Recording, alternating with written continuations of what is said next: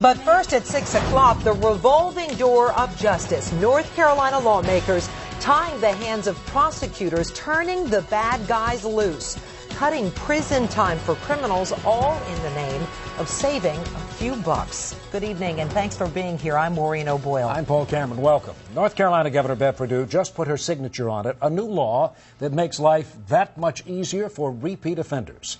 Chronic lawbreakers, the drug dealers, guys who repeatedly break into cars and houses, they commit the crimes that impact more people and entire neighborhoods. Prime example, Lamont Strong, arrested this morning again. Man has had more convictions than birthdays and more than 100 charges on his rap sheet. Drugs, stealing, more drugs, assault, and drugs. CMPD says he's one of the top pushers of heroin in Charlotte and across the Carolinas. At age 30, Strong has had 32 convictions on his record, 25 misdemeanors and 7 felonies. And yet, thanks to state lawmakers, the next time he's convicted, he could stroll right back out of jail with little more than a slap on the wrist. The new law drastically cuts prison time for criminals. Instead of 8 to 10 years behind bars, many of these guys could be looking at only 2. WBTV's Michael Handy on your side live at the Mecklenburg County Jail. Michael, the bottom line is, in fact, the state's bottom line. It's about money. That's right, Maureen. The ongoing budget crisis now forcing state leaders to choose between keeping repeat offenders inside the jail or keeping the most violent offenders behind bars. State leaders chose violent offenders, a major dilemma for sure, but a dilemma that most folks, including police and the district attorney, say could have easily been avoided. I think they need to look at a lot of the fat that the government actually has up in Raleigh. Their salaries, maybe. It seems like a very foolish way of saving money because the cost of then re-arresting people for new crimes and going through the whole trial system again is just more expensive than putting them in the prison in the first place. No surprise here that public opinions are quite strong when it comes to dealing with Charlotte's most notorious crooks.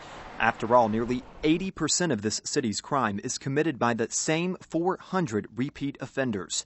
That's less than 1/5 of 1% of the population that's wreaking havoc on the Queen City. You can see that he has quite a lot of felonies. Assistant District Attorney Brian Crocker heads up a newly created habitual felon team, which as of yesterday lost most all its bargaining power when state leaders rewrote the law that Crocker's team depended on. If the legislature takes that away, we really have no tools at our disposal to deal with these repeat offenders. A slap in the face not only to the DA's office who prosecutes these criminals, but also to the police who arrest them. If we have to arrest somebody one time or we have to arrest them 100 times, we're still going to be in the community. To the police officers, I support you. I'd encourage them to keep doing the job that they're doing, and please don't be discouraged by what's going on in the court systems because they're our last line and first line of defense between us and these criminals.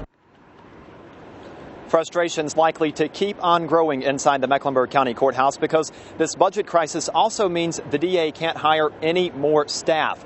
Not to mention the caseload about to get even bigger as more and more of those repeat offenders come in and out of that revolving door. We are live in Center City. Michael Handy, WBTV, on your side. Certainly makes work harder for so many people, Michael. Thanks. This change in the law also supposed to alleviate North Carolina's serious problem with prison overcrowding. We have 41,000 inmates living in state prisons meant to hold 34,000. The new law reduces the need for 2,100 prison beds. Each inmate costs the state $33,000 a year.